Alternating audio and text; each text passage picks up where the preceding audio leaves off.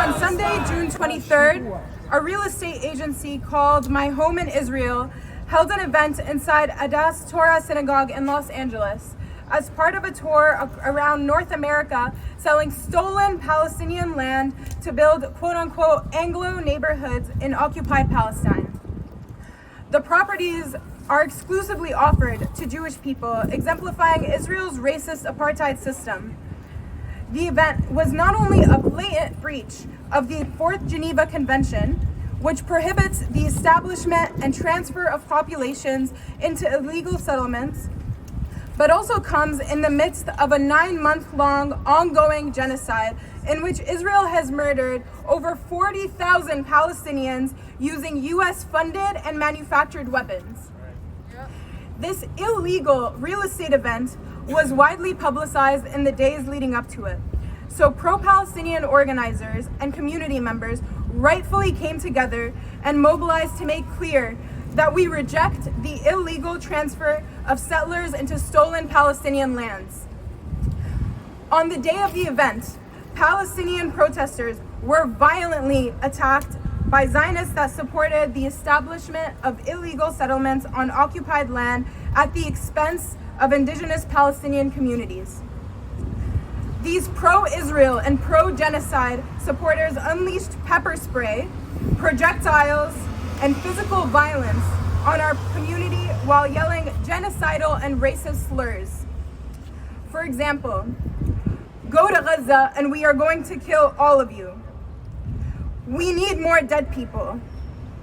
We are going to fly in Gaza until there are only corpses remaining," as well as other vulgar threats of sexual and physical violence that I will not repeat here today.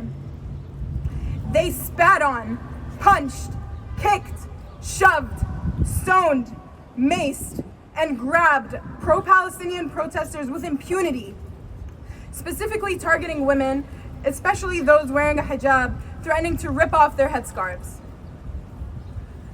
As videos from the protests show, the Los Angeles Police Department stood by indifferently as Zionist mobs brutalized community members, and they eventually joined in to escalate the assault, aiding and abetting their violence towards protesters gathered to oppose this event. Protesters were met with a line of riot police and private security guards on foot and in their cars. The LAPD collaborated with these private armed security firms such as Magan Am, which recruits veterans from the Israeli occupation forces, to repress and to attack protesters for hours in the over 90-degree heat. LAPD officers also stole the protesters' water, drinking it themselves, and putting community members at risk of heat stroke. This recent attack against pro-Palestinian protesters is not an isolated incident.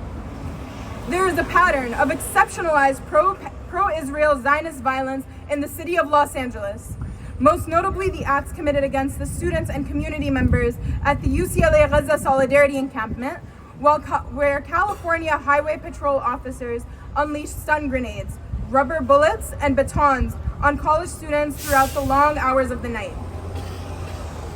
The complicity in and the support for these heinous acts committed by the LAPD and other law enforcement agencies is no secret, as they have repeatedly sanctioned pro-Israel terror with the green light from local and state officials. We will not allow distorted narratives to conceal two critical facts. First, that Adas Torah synagogue is complicit in war crimes through its hosting of this event, which not only warrants but necessitates protest.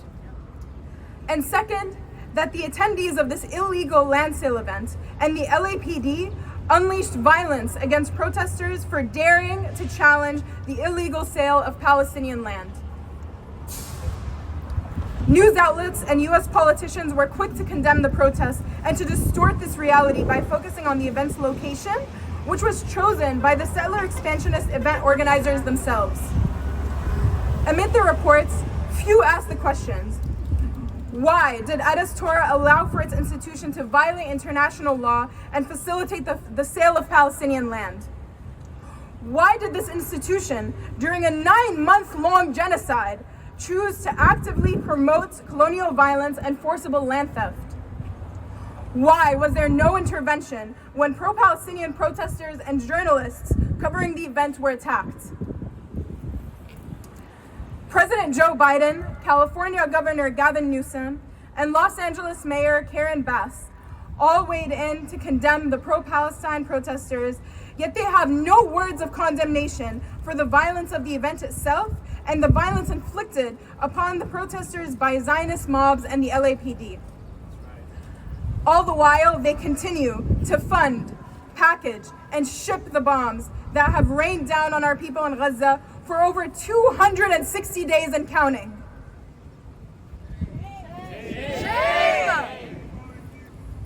Their condemnations reflect the reality that the U.S. administration's domestic priority with regards to Palestine is not peace or justice of any kind, but rather the delegitimization and the demonization of the pro-Palestine mass movement fighting to end this genocide and to end the occupation.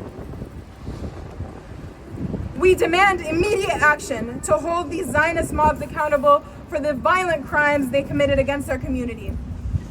This includes the recent acts committed in front of Adas Torah synagogue, the incidents at the UCLA Gaza Solidarity Encampment, and the numerous and heightened attacks that we have faced across Los Angeles over the past 9 months of ongoing genocide.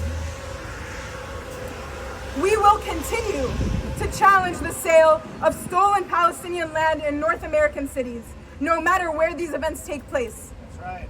Yep. Yes, Yes. yes, yes. Yes.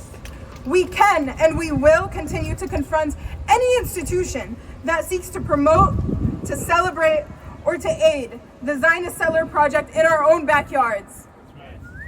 Yes. Yes. We will not be intimidated out of our struggle for national liberation until Palestine is free, from the river to the sea.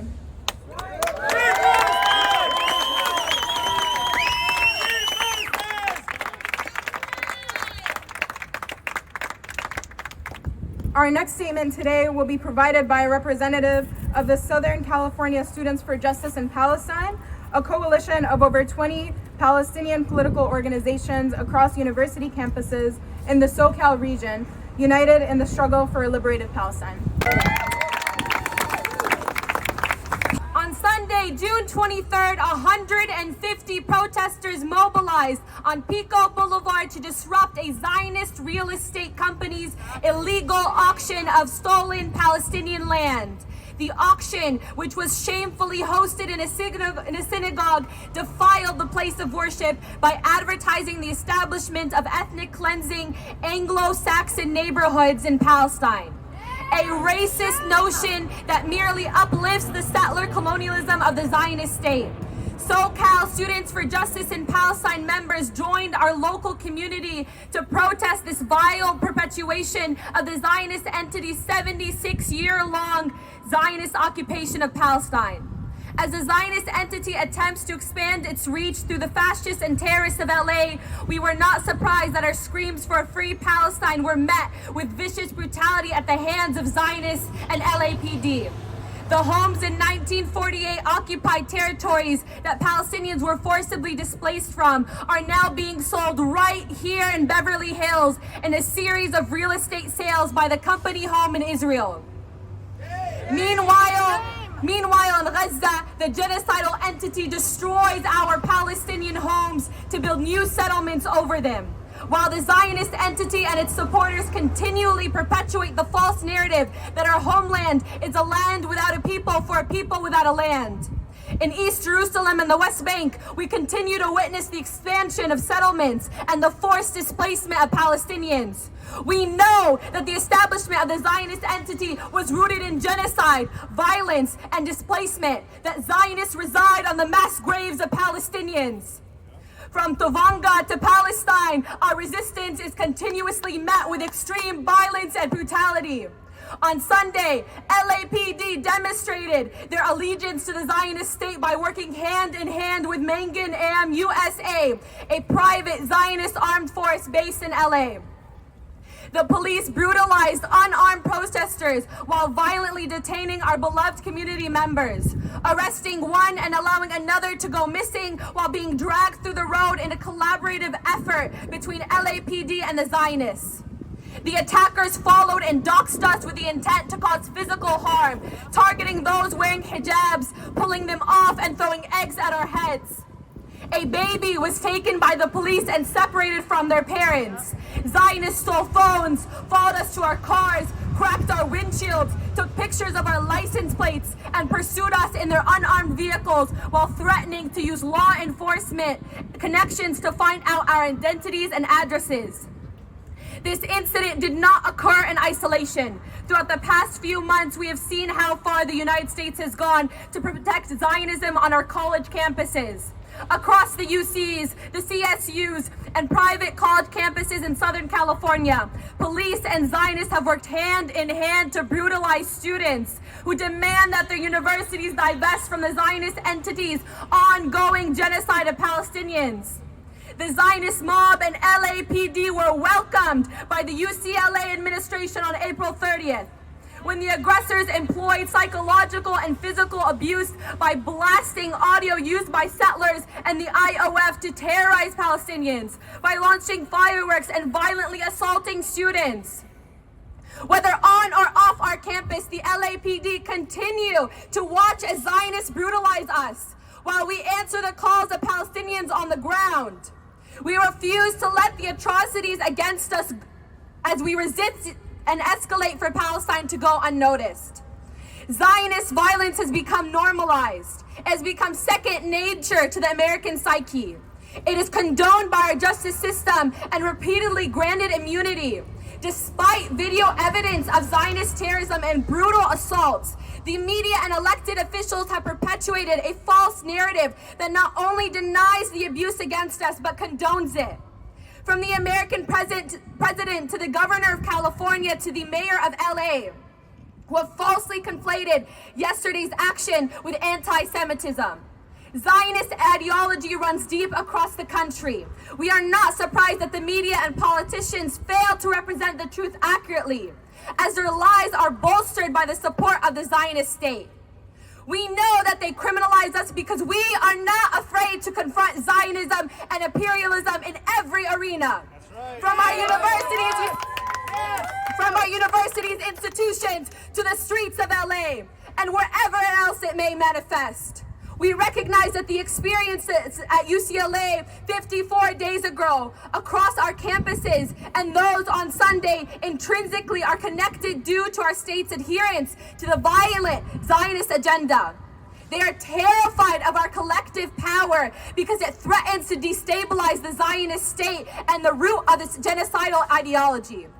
We cannot help but remind ourselves that the violence we face here in our resistance is experienced tenfold by Palestinians in Gaza, the West Bank, and East Jerusalem every single second of every single day.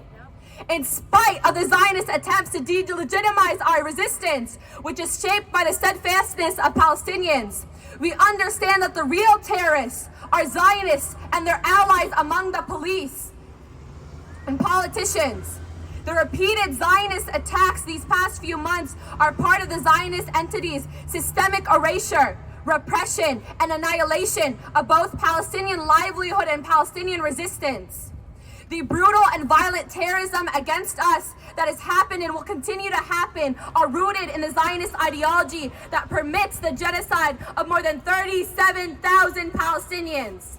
The Zionist entity must be dismantled to its core, from its ongoing and violent settler apartheid in the West Bank to its genocidal occupation built on the graves of Palestinian martyrs. As students at large, we will not stop fighting against Zionism on our campuses until we reach divestment and until we reach a free Palestine. None of us are free until Palestine is free.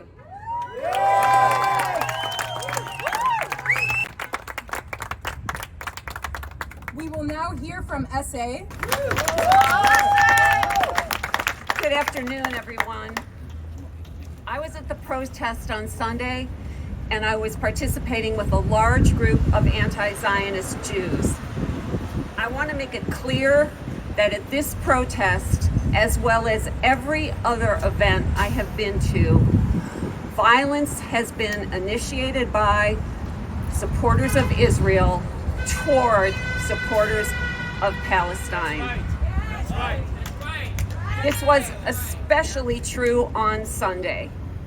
Again, at every event I've been to, things have been initiated by supporters of Israel. Anti-Zionist Jews are working in solidarity with other Palestinian-led organizations because we believe that the U.S. needs to stop funding Israel, and we believe that Israel needs to end its long-standing occupation of Palestine. That's right. As Jews, it's simple. Jewish values tell us that Palestinians deserve freedom, liberty, dignity, and self-determination. I encourage Jews to rethink things, get some resources. I myself have been infinitely more educated in the last months, and once you start learning, you won't stop, and you will see that Palestinians deserve full freedom, equality, and self-determination.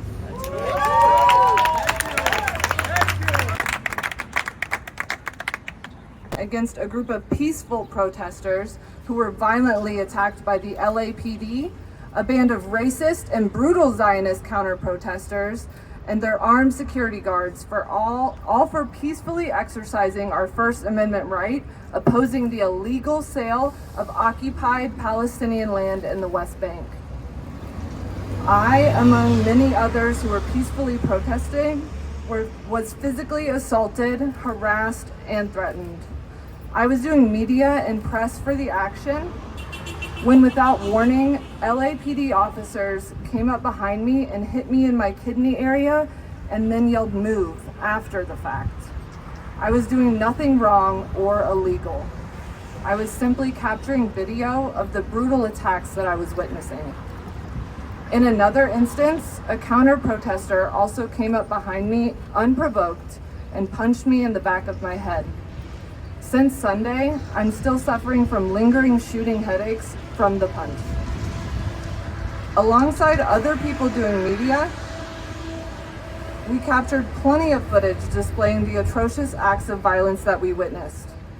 We saw people spat at, punched, dragged from our contingent and onto the ground while they pounced on them indiscriminately. We saw Muslim women having their hijabs ripped off of their heads, and one woman in particular was egged on her hijab. People were launching non-stop racist and sexist assaults at protesters, and several even launched death threats against the people of Gaza and those present at the protest. All of this happened in plain sight of the LAPD officers who stood there and did nothing to protect the peaceful protesters and instead joined in on the brutal attacks themselves against us. Shame! One of the counter-protesters said, "All Gaza, we're going to kill you, you bitch." And another one ended with, "You need more dead people." They danced, sang, enjoy, mocking the deaths of more than 40,000 Palestinians since the start of this genocide. Even when people started to leave the protest in pairs and small groups, several counter-protesters tailed us to our cars. They continued to harass us and threatened to not let us leave. I had to run to get my car so I could rush and pick up one of these groups, which included an elderly couple. People literally had to run for their lives and jump into their cars to get out of the area safely. They threw rocks and kicked the cars as we exited. All of this was captured on camera and published in various platforms on social media. We're here to combat the shameful lies that are being told by President Biden, Mayor Karen Bass, Governor Gavin Newsom, the LA Times, and most local media outlets who are trying to spin the narrative and make the real aggressors look like the victim. This protest was not targeting a synagogue. This was a shameful lie meant to distract from the true matter at heart. We were there peacefully protesting the illegal sale of occupied Palestinian land in the West Bank. We were the ones that were violently attacked, harassed, threatened, and tailed to our cars. Don't protest in front of houses of worship, says President Biden, the same guy who supports and bankrolls the bombings of mosques all over Gaza. We were out there protesting not just the illegal sale of Palestinian land, but an ongoing genocide in Gaza. We were there voicing the opinions of the majority of Americans, more than 55% of the population, who oppose sending weapons of the state of Israel, or to the state of Israel, and are against Israel's actions in Gaza. Where is the condemnation by Biden and by the political establishment when it comes to Israel's indiscriminate bombings of mosques, schools, and hospitals in all of Gaza? It's non-existent. They want to continue to tell us this lie and distract the people. But as the polls show, Mr. Biden, the people of the U.S. will not be fooled any longer. You have blood on your hands, Biden, for the ongoing genocide in Gaza. You have blood on your hands, Mayor Bass, for telling lies to shield the genocide and continued illegal settlements in Palestine. Shame on you. Shame! And you members of the media, you should be ashamed for your unethical reporting and lies, all designed to paint us as the aggressors, when in fact we were the victims and they were the aggressors. And we are glad to have gotten out of there alive on Sunday. Thank you. Next, we will invite up a speaker from Stop LAPD Spying. Free, free, free Palestine! Free, free, free Palestine! Free, free, free Palestine! Free, free, free Palestine! Free, free, free Palestine! Good afternoon, my name is Matyos Kidana with the Stop LAPD Spying Coalition. That's spelled MATYOS-KIDANE. First off, I want to affirm the reality of Sunday's protest, correcting something that has been intentionally and gravely distorted by local officials.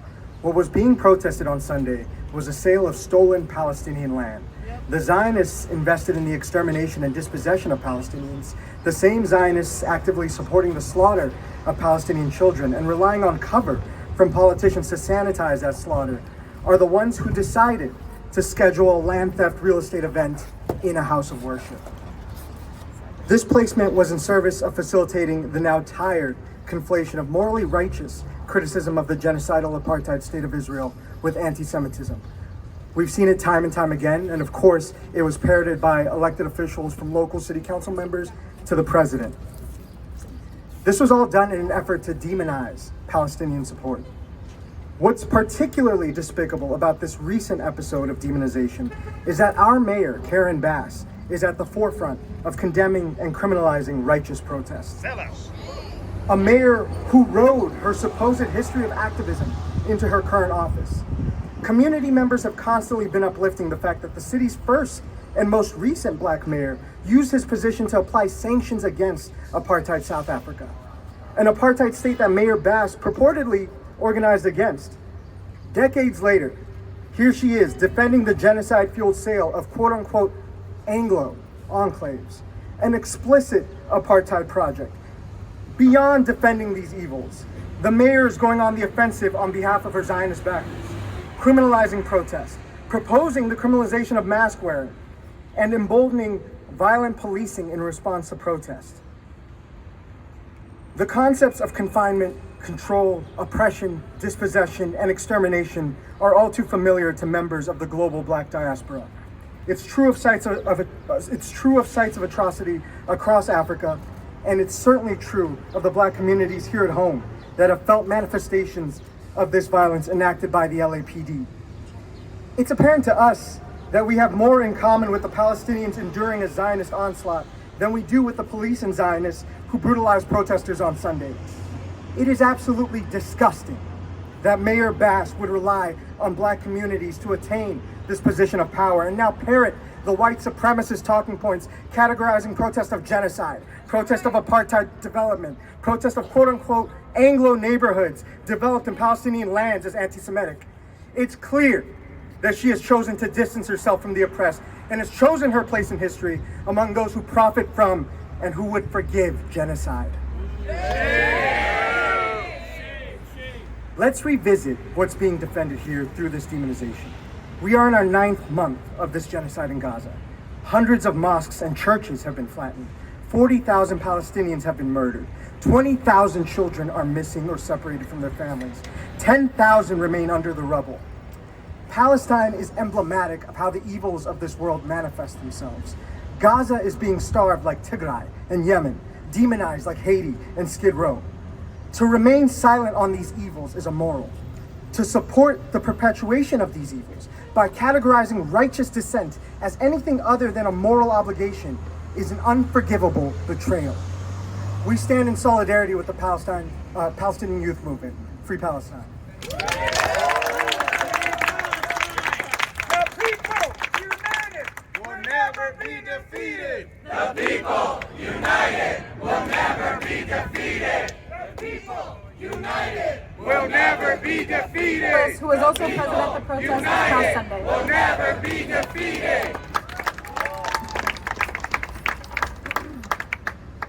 If synagogues are our Jewish place of worship, why did Adas Torah host an illegal real estate event selling land in occupied Palestine as Gaza undercounted death tolls rise to 38,000 amidst massacres and starvation? Hold the mic. Hold the mic in front of you. This one? Oh, okay, thank you. On Monday evening, LA Mayor Karen Bass delivered a biased statement hours after President Biden published a tweet on X in response to events that took place on Sunday outside of the Adas Torah synagogue in the Pico Robertson Jewish majority neighborhood. While both AIPAC-funded politicians accused the LA Palestinian Solidarity Movement of anti-Semitism, neither politician addressed the illegal event happening inside the synagogue. Biden and Bass mistakenly spoke too soon without taking the necessary time to analyze extensive documentation demonstrating that ideologically biased and hate-motivated violence was provoked and escalated by Zionist ethno-nationalists who support Israel's military occupation, apartheid system, and ongoing genocide of Palestinians. Biden and Mayor Bass's accusations of the LA Palestinian Solidarity Movement blocking the entrance to the synagogue is incorrect and misleading. I know because I arrived on site at 12 p.m. sharp without my face covered. LAPD was on the scene from the beginning to provide backup to multiple private security firms hired to facilitate attendees' safe entrance into the site. From the moment I arrived, it was Zionist ethno-nationalist extremists who first yelled dehumanizing obscenities. Within minutes of arriving, I sang Olam Chesed Yibaneh, Hebrew for we will build this world with love. While singing this prayer, I began to feel uncomfortable as I became a target of verbal harassment by multiple rageful Zionist ethno-nationalist men, some who also began recording my person. At that moment, I remembered why we cover ourselves at protests, to protect ourselves from retaliatory violence. By 12:06, LAPD was violating First Amendment rights, forcing protesters away from the entrance to the illegal real estate event, despite sidewalks being public space. I repeatedly shouted to LAPD officers, "It is our First Amendment right to protest genocide. The sidewalk is public space. It is our First Amendment right to protest genocide." So this is a quote by Mayor Karen Bass.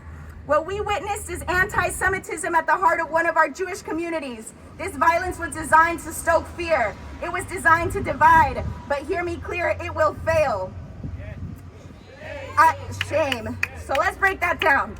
Adas Torah and the Pico Robertson Jewish community rests on Pavunga, the ancestral home to the indigenous people of the Los Angeles Basin, including the Tongva, Chumash, Ashaman people. Right? Right. So, the Pico Robertson neighborhood does not exclusively belong to LA's Jewish population that supports Zionist ethno-nationalism, military occupation, and apartheid carried out by the Israeli government and military. Zionist ethno-nationalist Angelenos do not represent all of Los Angeles. They do not represent the indigenous people of Pavunga, Palestinians, anti-Zionist Jewish Angelenos, or other Angelenos against the genocide of Palestinians. A number of Zionist ethno-nationalists of Pico Robertson noted I had a rainbow bracelet and a rainbow strap around my neck and shoulders connected to one of my articles of clothing. A countless number of them commented about my sexual orientation and how I was on the wrong side because Israelis accept gay people and Hamas enact violence on them. Shame. No pinkwashing. No pinkwashing in this house. Some of them wished me to go to Gaza so that I could be subject to violence by Hamas, some offering to buy my ticket to Gaza. Many of them spoke from places of misinformation. Teenagers would chant "free the hostages," but didn't seem to know that the Israeli government is responsible for killing a number of hostages. One of them talked about the kidnapping of the hostages, at first pretending to not know about the Israeli abduction of Yemeni babies. 1 or 2 minutes later, he said, that was a long time ago anyways. Jewish people in Los Angeles are not a monolith, and it is anti-Semitic for politicians like Bass and Biden to treat us as such, by which violently invisibilizes and represses many of us who are not threatened by the word intifada or by chants calling for Palestinian liberation from the Jordan River to the Mediterranean Sea. Some of us have been born and raised in Pabunga, in LA, are descendants of Holocaust victims and survivors, and we do not fear for our safety, but rather show up side by Palestinians at protests by taking on violence, de-escalation roles, and shutting down any events or activities that facilitate, enable, and normalize genocide. We work together to build a post-Zionist, post-ethno-nationalist world. I have a few more words, but I can also pause now. Are you all good with a few more words? Yes. All right, thank you. As a queer, multiracial, anti-Zionist Jewish femme of color who documented Sunday's sequence of events and acted as a violence disruptor and de-escalator, I experienced violence from LAPD. I have a bruised rib. I have bruises on my forearms from Zionists, from LAPD, and from Zionist ethno-nationalist residents of the Pico Robertson neighborhood of Pabunga. Particularly one individual, a Zionist ethno-nationalist, forced himself into the area where the Palestinian Solidarity Movement was concentrated. In one hand, he carried a USA flag hanging from a thick steel metal pole. In the other hand, he carried a megaphone, which he used to assault a number of us who took on roles as violence disruptors to contain his incitement of violence. He placed the megaphone directly in our ears and rang the siren. After placing earplugs in my own ears, I distributed the 2 extra I had to other violence disruptors and eventually gave one of my own earplugs to another violence disruptor so that we could tolerate his sound violence without reacting. This was the degree of our commitment to keep each other safe. We ignored this individual's perverse and dehumanizing slurs to each of us despite him getting close to our ears. He said so many horrible, perverted things to me that might constitute as sexual harassment in a court of law. I have about 26 minutes of aggregate footage monitoring this individual's conduct throughout the illegal real estate event. My direct experience on the receiving end of his harassment and documenting his behaviors reveal his intention to incite violence, his intent to use a megaphone as a weapon, his intent to use his flagpole as a weapon, and finally his intention to attack, which he carried out without realizing that I monitored and recorded him attacking one of the disciplined and patient nonviolent violence disruptors among those of us. Naftali Sherman, a young Zionist ethno-nationalist who was injured on Sunday, was among those who yelled dehumanizing obscenities towards us, and yet he is portrayed on KTLA News as a vulnerable victim. One of the Palestinian Solidarity protests, who is a member of Veterans for Peace and who was drumming, was punched in the head and had 2 of his lower right teeth knocked when one of the Zionist ethno-nationalists threw a rock at his face. So we really have to slow down before calling Sunday's event an anti-Semitic event when those who got hurt may have been inciting violence, particularly this individual, Naftali Sherman. Biden's tweet on X on Monday accuses protesters of intimidating congregants and therefore perpetuating danger and anti-Semitism is as much of a stretch as Bass's accusation that the violence outside the illegal real estate event was designed to stoke fear. Let's talk about design here. Who planned the event? Who chose to host the event at a synagogue, and why would they do that during a time of exponential human tragedy under the Israeli military occupation of Palestine? Why didn't Mayor Bass or President Biden acknowledge or address that the protest outside the synagogue was to protest a real estate event by My Home in Israel, a company that facilitates sales in the West Bank and East Jerusalem settlements? Such sales are illegal under international law. The LA Palestinian Solidarity Movement is not responsible for how the location of the illegal real estate event was decided on. For such severe accusations on the design of violence, Mayor Bass should refer to the Jewish Journal, a publication that promoted the event on its front cover with an image of the coast in Jaffa, also known as Tel Aviv, and the address of Sunday's illegal event. The title of the cover reads, "Real Estate in Israel, the mega event of the year coming to North America. Now is the time. Come and meet representatives of housing projects in all the best Anglo neighborhoods in Israel." There are 2 boxes with dates and locations, none of which specify that the locations are synagogues. Almost done here. The LA Palestinian Solidarity Movement did not deliberately plan an event to persecute people based on their religion. The Solidarity Movement turned out in righteous moral outrage of such a contentious event taking place as Palestinians continue to suffer from bombardment, indefinite detention, cruel and unusual torture, starvation, epidemics, and unprecedented trauma. Angelenos deserve to know who decided the location of the event, knowing it would have the potential to trigger protests and then creating an opportune scenario for crying wolf on anti-Semitism and playing up a false victimhood of Zionist ethno-nationalists who deliberately planned the contentious event inside a synagogue and incited violence. The accusations of anti-Semitism and intent to divide fall apart amongst those who belong to the Palestinian Solidarity Movement. We are people of all races and all religions, including and beyond Palestinian people of all religions and Jewish people of all races. We are a global movement from Los Angeles, California to Berlin, Germany, and beyond, where Palestinians and anti-Zionist Jews face parallel police repression for resisting the normalization and facilitation of genocide. Palestine will be free!